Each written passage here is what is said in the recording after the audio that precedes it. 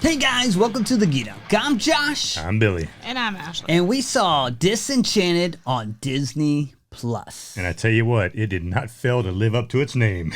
Yeah, more like freaking disenchanting movie. More like Disinterested. Yeah. Because this movie, I love the original. Came out in what 2005 like or something like that. Yeah, 15 years. This one, I don't know. They lost the magic. Yeah, I wasn't feeling it either. In fact, they misused it. Yeah, I mean, I love the original movie. I love Amy Adams. I obviously love Dr. McDreamy. Whatever his real name, I can't think of his real name. Dempsey. Patrick Dempsey, obviously. But yeah, McDreamy. But yeah, this one just fell flat for me. I fell asleep halfway through, and that's not uncommon for me. But a really interesting movie will keep me awake, and this one did not. No, they definitely misused the magic in this, and there were so many moments it was just stupid, you know. So you got this magic wand, yet you're still getting your butt kicked when all you got to do is just wish this thing away, you know. Yeah. I love the first one from 2007 because it's kind of like a fish out of water story. You got this fairy tale woman that's brought into the real world, and there's a lot of comedy and everything else that comes along with this.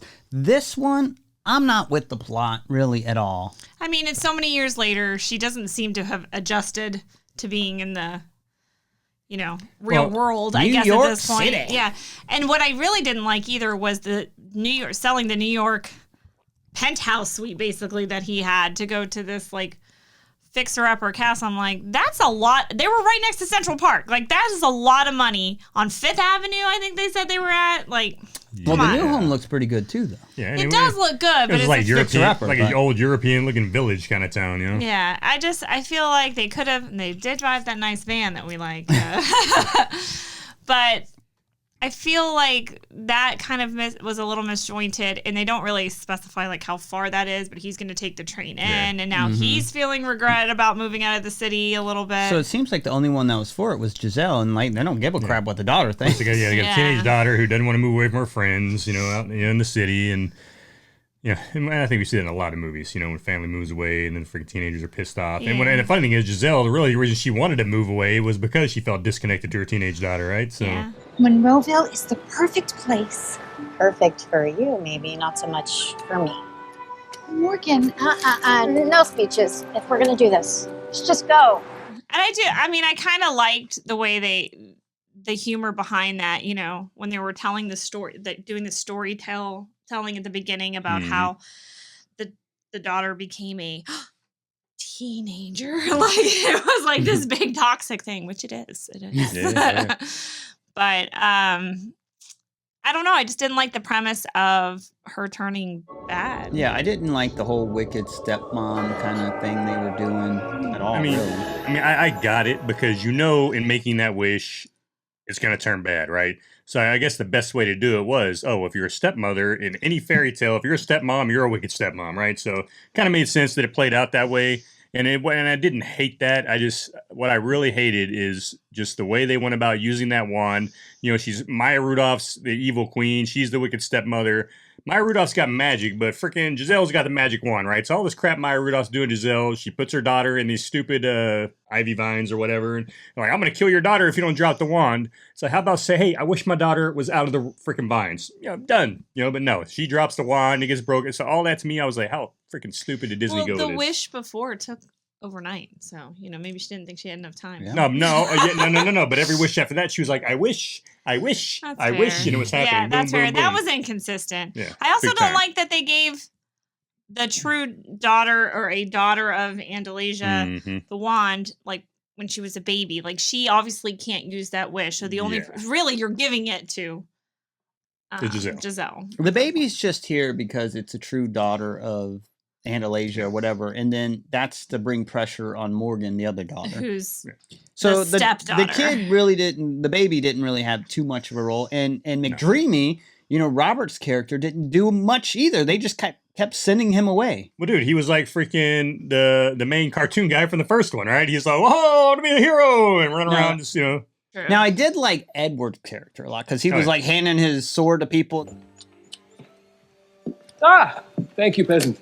And I really like that. And when he's in it, he's giving it his all, I feel. And he's shining. But he dips out like halfway through and probably smart on him. So, and he doesn't really come back till the end. But and then the part, like, you've got this super freaking powerful wand and you're just letting the baby play with it in the freaking carriage while you're walking it around and stuff. It's like, get the hell out of here. What happens if that kid just throws that wand out the freaking... out of the damn carriage when you're pushing it around, I also felt like this one had more songs and they just weren't that good. I agree with that. Like the last movie, the songs, like I could almost sing every single one of the songs, even if it was just one of the songs that she was singing about something she was doing. Whereas this was, I don't know, just to put a song in there. Yeah. I mean, this is a 2-hour movie and you feel every bit of it just because it's kind of boring. It drags on. Yeah, man, I'll give Patrick Dempsey props. Like, I was reading something where he was talking about singing in this one. He really didn't sing the last one. He was like, man, it's no joke, dude. He's like, you're up there and you're kind of nervous. You're kind of like, I'm, kind of feeling embarrassed almost that you got to sing in front of all these people. And, I mean, you look kind of foolish with all the stuff. And right. Damn, that's acting for you. And I felt like Morgan, when she sings, I was like, it seems very obvious she's not singing at the moment, at least. So which one? Oh, the daughter? Yeah. Well, so Gabriella Baldacchino is her name, and evidently she really is singing those songs herself. But probably in the studio. obviously, most of the songs are lip synced throughout the movie. That's the original daughter from the original film. No, it's not. It's a different girl. I thought you looked that up. I never said anything about this. No, it's a different girl. I never said anything about this. Me and the girls looked that up. Different girl. Oh, geez. We need to do a little rewind. Oh, no. So look at it on your phone. Yeah, it's a different girl. Not the same girl. All right. So apparently the girl from the first one is in this movie. However, she's just not playing Morgan. That's right. She is playing Monrolasia Girl, whatever the hell that is. It means she's a big character that you probably wouldn't even recognize if you saw her. So I was wrong. She's not Morgan. Yes. But she is in the movie. Sure. Which means you're wrong. Exactly. You say potato, I say potato. Different girl. Jeez. Different girl. This is what, you trust teenagers to tell you what's going on. You and you get misinformed. What do you think? Or I trust Billy. I don't know. I could be misinformed by either one. Well, he's wrong last time. It's a different girl. But what do we think about the cartoon aspect? The cartoon aspect was fine, yeah, I thought. I mean, they did that last time, where they kind of intermingled the two, and I was okay with that.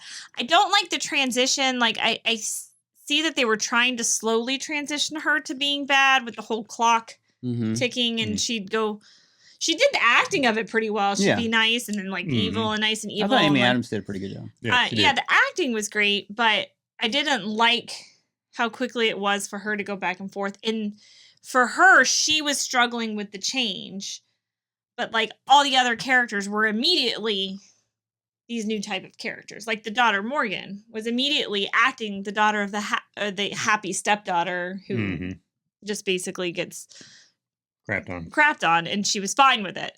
Like she wasn't the teenager anymore. Do you know what I mean? Yeah. So everybody else just shifted, and she was the ending is also very abrupt. Oh, dude, yeah. Very abrupt with her snapping out of it. Mm-hmm. Well, then even at the end where all of a sudden her and Maya Rudolph just become friends, and it's like, huh?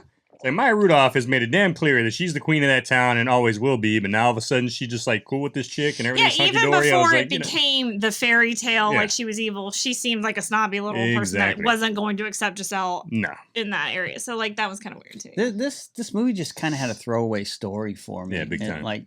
No consistency, just let's get these people together, make another movie, put something on Disney Plus is what it felt like to me. Yeah, no, I agree, man. Totally felt like that. And it's a shame because I really liked the first one. Yeah, the first one was good. So what do you rate this? I'm gonna get a 5, man. I mean, like you said, you felt every bit of that 2 hours, man. I was watching it and I was like, when is this movie gonna end? Now, what do you have to say about people say, well, it's a kid's movie, Billy? It's not made for you. No, but in reality, yeah, it's a kid's movie, but you're talking about a movie that we watched 15 years ago, that adults appreciated. So, of course, adults are going to watch this movie. Adults are going to watch this movie. Adults are hoping for a good movie out of this, and it just wasn't. Now, but would if kids watch this movie without watching the first one? Or even kids themselves watching this one? I think kids might think it's okay, just because they're kids. I think young kids might think it's okay because there's enough fairy tale, whimsical stuff going on, but that's about it. Exactly. Yeah, when you get teenagers and adults, no. Young kids, yes. Young kids would appreciate it. Agreed. So what do you give this? I give it a 5 as well. I want to give it more because I like the acting and I like the characters. I just didn't like the plot. I didn't like the way they delivered it. so I give it a 5. Yeah, I'm gonna give this movie a 4 because it's really disappointing to me, and it struggled to keep my interest. Oh, yeah. It had no business being 2 hours long for this kind of a movie. It's pretty bad when it's boring enough for you, and then it just keeps going on and on and on, and there was just nothing here for me to like. Yeah. So it's just a shame it took 15 years to do this, but we've seen this with many other movies. When they wait so long and they come out with a sequel, it normally doesn't perform that well. So I'm going to give this a 4. Yeah. Not for me. Very disappointing, actually. And this movie kind of went worse the farther along it got. It got worse the farther along it went. It's like they just like phoned it in. kept going downhill. Agreed. So yeah. Well, there you have it, folks. Disenchanted was very disenchanting. Don't necessarily recommend watching this one. I mean, if you got young kids, go ahead and let them watch it. They'll enjoy it. You probably won't as an adult, but hey, the kids probably like it. But anyway, hey, as always, we love you guys. We appreciate you watching, and please hit that like and subscribe, and we will check you at our next review. See you guys. See ya.